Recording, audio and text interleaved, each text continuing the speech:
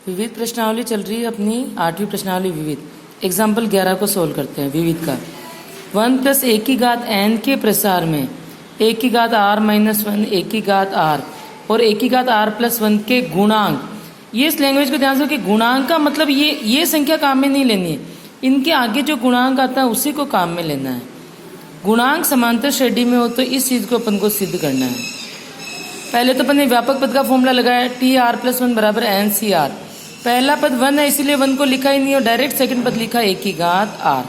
अब a की घात r - 1 के लिए यहाँ r की जगह क्या होना चाहिए, r - 1 होना चाहिए। तो a की घात r - 1 का गुणांक हो गया NCR - 1।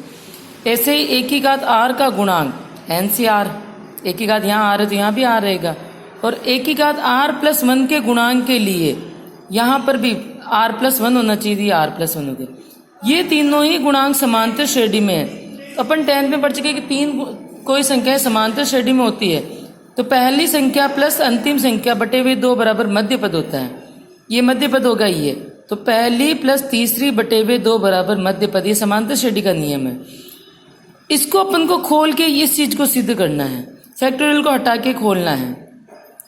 तो ये 2 इंटू NCR को खोला factorial n upon factorial r, factorial n minus r बराबर factorial n factorial r minus 1 n minus r plus 1, ये घटेगा तो इसका चिन्ह चेंज हो जाएगा, plus factorial n upon factorial r plus 1 n minus r minus 1, ये चीज बराबर आ गई। ये दो, अब फैक्टोरियल n तो सभी जगह से कैंसिल हो रहा है तो ऊपर हर एक पद में था तो ऊपर कैंसिल हो गया, नीचे सबकी संख्याएं अलग अलग हैं। अब इन सबको अपन को फैक्टोरियल एक दूसरे को खो, जैसे नीचे एक तो r है, r माइनस 1 है और r प्लस 1 है, तो सबसे छोटी संख्या इन तीनों में है r माइनस 1। हर एक फैक्टोरियल को अपन को r माइनस 1 फैक्टोरियल तक खोलना है। जैसे ये r है, r फैक्टोरियल r माइनस 1, ये r माइनस 1 है ही, ये r प्लस 1 है तो r प्लस 1 r, एक कम किया तो फिर r हुआ, फिर और एक और कम किया तो r माइनस 1 फैक्टोरियल हो गया। ऐसे ही n माइनस r में सबसे छोटी संख्या ये n माइनस r प्लस 1 और n माइनस r माइनस 1, ये संख्या सबसे छोटी है। इन दोनों को खोल के इस संख्या तक पहुंचाएंगे, n माइनस r फिर उससे एक कम हुआ तो n माइनस r माइनस 1, ये संख्या आ गई तो यहाँ पे फैक्टोरियल लगा दिया, n माइनस r प्लस 1 फिर एक कम किया तो n माइनस r फिर और एक कम किया तो यहाँ हुआ और ये फैक्टोरियल लगा दिया। ऐसे यहाँ r प्लस 1 को खोला तो r प्लस 1 r और r माइनस 1, 3 तक खोला, यानी r को तो अपन को r माइनस 1 तक खोलना है और n माइनस r को भी n माइनस r माइनस 1 तक खोलना है। सभी पदों में खोल लिया। अब यहाँ पर देखो factorial r minus 1 r minus 1 और r माइनस 1 कैंसिल हो गया फैक्टोरियल। ऐसे n minus r minus 1 n minus r minus 1 और n तीनों ही पदों में है तो फैक्टोरियल तो कैंसिल हो गया और जो अपनी संख्या बची है वो ये संख्या बची हुई है।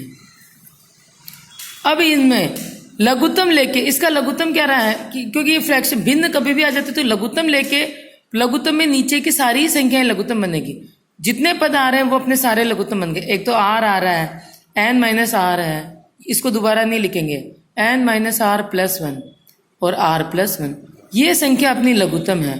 अब जैसे इसका भाग इसमें दिया तो ये 2 संख्याएं तो है, इन दोनों को गुणा करेंगे 2 से, जैसे संख्याओं का लघुत्तम होता है वैसे इसका भाग इस लघुत्तम में दिया तो ये तो कट गई और जितनी बार भाग गया है उसको 2 से गुणा किया।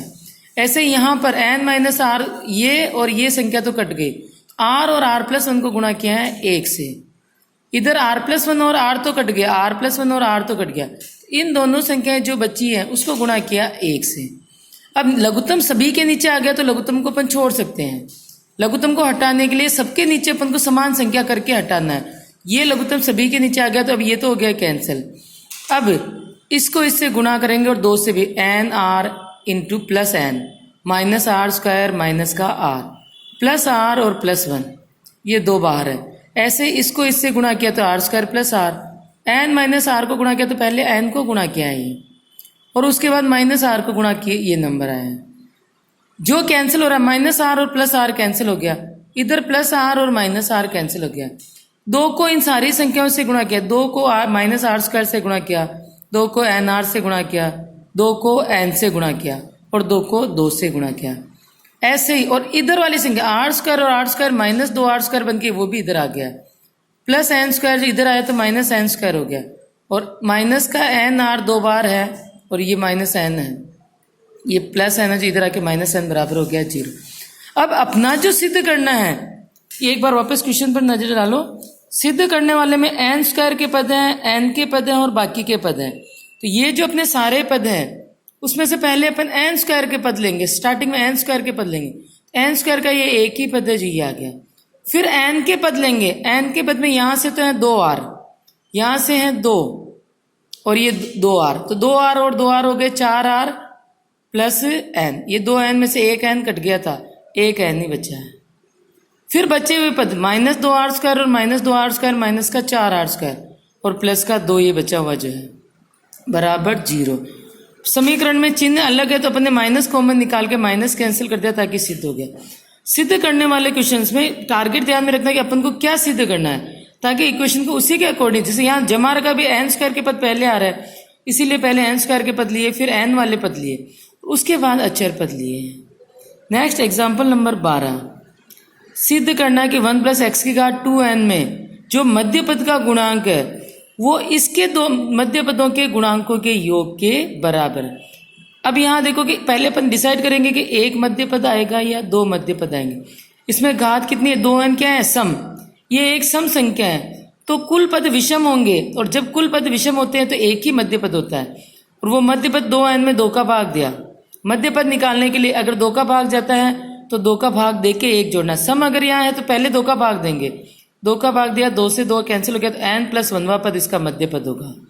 अपन इसका मध्य पद लिखेंगे tn + 1 बराबर 2n, n से r होता है तो n की जगह 2n है और r की जगह n + 1वां पद है तो यहाँ n रहेगा, ये n + 1 तो यहाँ n रहेगा, x की घात n, गुणांक केवल आएगा 2n/cn।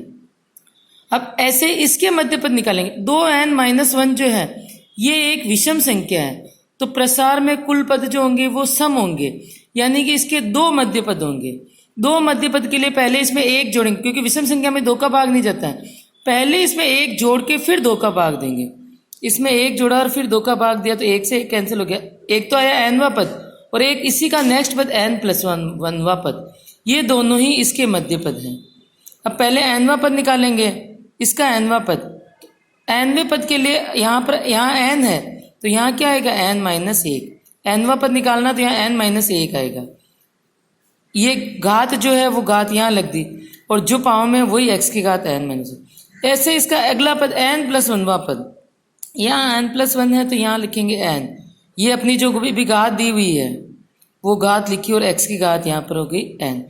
अब इसमें पूछा है कि इसका ये जो गुणांक है ये इन दोनों गुणांकों के योग के बराबर है। ये चीज सिद्ध करनी है अपन को कि पहली संख्या का मध्य पद दूसरी संख्या के दोनों मध्य पदों के गुणांक के बराबर है। अब क्रमचय के इसको या तो अपन लंबे मेथड से इसको खोल के करें, या क्रमचय की एक प्रॉपर्टी होती है कि 2 क्रमचयों को जोड़ना। कब जोड़ना, जब दोनों के ऊपर वाली संख्या सेम हो और नीचे वाली संख्या में 1 का फर्क हो तो 2 क्रमचयों को अपन डायरेक्ट ऐड कर सकते हैं। यहाँ ऊपर वाली संख्या सेम है और नीचे वाली संख्या में 1 का ही फर्क है, तो जब इन दोनों को प्लस किया जाता है तो ऊपर वाली संख्या में तो 1 प्लस हो जाता है। ये प्रॉपर्टी की NCR + NCR - 1 बराबर n + 1CR, ये प्रॉपर्टी होती है कि 2 क्रमचयों को जब जोड़ रहे हैं तो ऊपर वाली घात में तो 1 की बढ़ोतरी हो जाती है और नीचे वाले में जो बड़ा पद है वही रहेगा। यहाँ पर भी ऊपर वाले में तो 1 बढ़ गया, 2n - 1 तो 2n + 1 हो गया, +1 - 1 तो 2n ही बचा, और नीचे इन दोनों में जो बड़ा पद है वो बड़ा पद रहा n, यानी ये इसके बराबर है इस प्रॉपर्टी से, क्योंकि इन दोनों का सम ये होता है और यही अपन को चाहिए। नेक्स्ट एग्जाम्पल, 1 + 2a की घात 4 और 2 - a की घात 5 में a की घात 4 का गुणांक ज्ञात करो। 2 पद गुणा है तो पहले इसको भी खोलेंगे और इसको भी खोलेंगे। पहली संख्या को खोला व्यापक द्विपद प्रमेय से, NC0 4C0, 1 है, पहला पद 1 है तो 1 की घातों को अपन को घटते क्रम में लिखने की जरूरत नहीं, डायरेक्ट दूसरे पद की घात 0 से बढ़ते बढ़ते 4 तक चलेगी। यहाँ दूसरे पद की घात 0, फिर 4C1 दूसरे पद की घात 1, 4C2 दूसरे पद की घात 2, 4C3 दूसरे पद की घात 3 और 4C4 दूसरे पद की घात 4। ऐसे इसको भी खोला, 5C0 से शुरू। अब यहाँ पहला पद है तो पहले पद की घातें तो घट रही है और दूसरे पद की घातें क्या हो रही है, बढ़ रही है। इसमें पहला पद था ही नहीं, इसीलिए पहले पद को नहीं लिखा था अपन ने। पहला पद एक है तो एक के ऊपर कुछ भी घात लगाने पर कोई चेंजेस नहीं आता। ये 5 से 0, 5 से 1, 5 से 2, 5 से 3, 5 से 4 और 5 से 5। और ये पहली संख्या लिख दे, पहली संख्या घाते घट रही है 5, 2, 3, 2 और 1। और यहाँ 0 तो 0 को लिखने की जरूरत ही नहीं है। दूसरी संख्या के घात 0, 1, 2, 3, 4 और 5। अब अपन को इसको पूरा खोलने की जरूरत नहीं है, अपन को केवल एक ही घात 4 का गुणांक चाहिए। जब इसको इससे गुणा करते हैं, यानी या तो इतना बड़ा गुणा करो, इस संख्या को भी इन सारे पदों से गुणा करो, फिर इस संख्या को इन सारे पदों से गुणा करो, उतना गुणा नहीं चाहिए, केवल अपन को वो गुणा लेना है जिसमें एक ही घात 4 आता है। जैसे इधर की ये संख्या है, ये इधर की संख्या एक ही घात 4 इससे गुणा होगी तब एक ही घात 4 आ रहा है, यानी 4 से 0 को गुणा किया अपन ने इससे तो एक ही घात 4 आ गया। ऐसे अब ये 4 से 1, 2 ये है, ये किससे गुणा होगा? एक ही घात 3 वाले पद से गुणा होगा। ये एक ही घात 3 वाला पद लिया ये, तब ये एक ही घात 4 बनेगा। अब ऐसे ये तीसरा पद लिया, ए स्क्वायर वाला ए स्क्वायर से गुणा होगा, ये इससे गुणा होगा, ये इससे गुणा लिखा है, दोनों का गुणा लिखा। ऐसे एक ही घात 3 वाला इससे गुणा होगा तब एक ही घात 4 बनेगा। और ये वाला पद है वो अचर पद से गुणा होगा, ये इन सबको गुणा में अपन ने लिख दिया है। ये पहला दूसरा सभी में देखो एक ही घात 4 बन रही है, यानी पूरा गुणा नहीं करके अपन को जितना एक ही घात 4 वाले पद जिस जिसमें आ रहे हैं उसी को गुणा करना है। अब इनकी वैल्यू, ये वैल्यू निकाल सकी 5 से 4 की वैल्यू, 5 से 4 5 से 1 के बराबर होता है, क्योंकि घटा के लिखो तो भी वैल्यू सेम आती है। और 5 से 1 की वैल्यू होती है 5, 4 से 1 की वैल्यू 4, 5 से 3 और 5 से 2 दोनों समान होते हैं। फैक्टोरियल 5 बटे हुए फैक्टोरियल 3 इंटू फैक्टोरियल 2, खोल के सोल्व किया जो आ गया 10। 4 से 1 की वैल्यू 4 होगी और 4 से 2 को खोला तो 6 होगी। ये सारी वैल्यूज को अपन ने रखा। 4 से 0 की वैल्यू होगी 1, 5 से 4 की वैल्यू 5 इंटू 2, एक ही घात 4 को सबको इकट्ठा बाहर ले, -4 बाहर आ रहा तो प्लस ही हो गया है। ऐसे 4 से 1 की वैल्यू 4 इंटू 2, 5 से 3 की वैल्यू 10 और 2 का स्क्वायर 4, माइनस आ रहा तो माइनस आ, क्योंकि -3 बाहर है तो माइनस आ गया आगे, प्लस 4 से 2 की वैल्यू हो गई 6, 2 का स्क्वायर 4, 5 से 2 की वैल्यू 10 और 2 क्यूब हो गया 8, -2 बार आ रहा है इसीलिए ये चिन्ह प्लस का रहा। ऐसे इसको भी लिखा 2 की घात 3 8 ये लिखा है। अब इन पदों को गुणा किया, ये पहला पद था, दूसरा एक ही घात 4 को इकट्ठा ही अपन ने बाहर ले लिया, इस गुणा को किया, इस गुणा को किया, इस गुणा को किया और इस गुणा को, ये सारे गुणा के आंसर आ रहे हैं। प्लस की ये 3 संख्या प्लस की है और 2 संख्या माइनस की है, माइनस के नंबर ज्यादा थी ये, यानी एक ही घात 4 का गुणांक -438 के बराबर है। x प्लस ए की, next example number 14, x plus a की घात n के प्रसार में अंत से आरवा पद ज्ञात करो। अब तक अपन जो ज्ञात करते आ रहे हैं, स्टार्टिंग से ज्ञात करते आ रहे हैं कि शुरू से 5वां पद है तो NC 4 लिखा जाएगा, तीसरा पद है तो अपन NC 2 लिखते हैं। यहाँ पर जनरल फॉर्मूला पूछा है कि अंत से आरवे पद का फॉर्मूला क्या होगा। अब देखो इसका जब प्रसार करते हैं घात n है तो कुल पद होते हैं n+1, ये कुल पद। अब लास्ट जो n+1वां पद है ये अगर इधर से देखें तो ये n+1वें नंबर पर आता है और उल्टा देखें तो ये, क्योंकि अंत से देखें तो ये पहला पद होता है, यानी प्रारंभ से जो n+1वां पद है वही अंत से पहला पद है, प्रारंभ से जो n+1वां पद है वही अंत से ये पद है। ऐसे 2-3 पद देख के फिर अपन जनरल तुम्हें बताती हूँ। अब प्रारंभ से ये n+1वां है तो इससे जस्ट पहले वाला क्या होएगा, कौन सा पद आएगा, nवां पद। ये n+1वां पद है तो जो nवां पद है वो दूसरा, लास्ट से दूसरा पद होगा, इधर से जो दूसरा पद हो वो इधर से nवां पद होगा। अब इस nवें पद को अपन लिखेंगे कैसे, n+1 के, क्योंकि टोटल पद है n+1, n+1 में से -1 घटाओ तो ये n आ जाता है। ऐसे ही इसके लिए n+1 में से 0 घटाया तब ये n+1वां हुआ। अब अगर तीसरा पद है इधर से वो n-1वां पद होगा, तो ये n-1वां पद के n+1, क्योंकि अपन को लास्ट से काउंटिंग करनी है, n+1 में से -2 घटाए तो ये n-1वां पद आता है। यानी जनरल की जो तीसरा पद निकालना तो अपन ने 2 माइनस किया है, दूसरा पद निकालना है तो अपन ने 1 माइनस किया है, अंत से पहला पद निकालना है तो अपन ने 0 माइनस किया, यानी अंत से जो पद निकालना उससे 1 कम माइनस किया है अपन। अंत से अगर आरवा पद निकालना है तो n+1 में से r-1 माइनस करेंगे, ये ब्रैकेट लगा के कि अंत से r वां पद निकालना, तो r-1 ये जनरल बताया ना कि पहला पद है तो 0 माइनस किया n+1 से, दूसरा पद है तो 1 माइनस किया, तीसरा पद है तो 2 माइनस किया, ऐसे ये माइनस। अब इसको खोलेंगे तो -r+1 हो जाएगा, +1 और +1 हो गया प्लस का 2, यानी n-r+2वां पद जो है वो अंत, शुरू से जो ये पद है वो अंत से r वां पद है। अब इसका फॉर्मूला जब अपन बनाएंगे, अपन को +1 अलग दिखना चाहिए फॉर्मूले में, तो यहाँ n-r+1 कर दिया बराबर nc, एक कम होता है तो ये एक कम, इसको छोड़ के ये इसके हो गया x की घात n-r-1, क्योंकि r-1वां पद है, और a की घात जो यहाँ है वही यहाँ हो गया। इसमें से इसको घटाया, n में से n घट गया, r का चिन्ह बदल गया, क्योंकि पहली संख्या में इसमें से इसको घात को घटा के लिखा जाता है, इसमें से इसको घटाया तो r-1 आया। और दूसरा पद है a के ऊपर तो जो यहाँ घात है वही यहाँ पर जाती है। ये अंत से पद का फॉर्मूला बन गया है। नेक्स्ट एग्जाम्पल 3, ये 3 गुणा में नहीं, ये करने का चिन्ह इसके ऊपर छोटा सा लिखा हुआ है, इस 3 में ये 2 और इस 3 में फर्क है। 3 इंटू √x नहीं है, ये √x की घात ही 3 है, यानी x की घात इसको पढ़ेंगे अपन 1/3।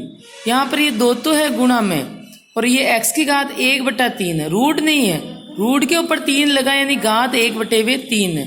केवल रूट होता तो उसको घात 1/2 पढ़ते हैं, करनी पर 3 लिखा नहीं, x की घात 1/3 है। में x से स्वतंत्र पद ज्ञात कीजिए।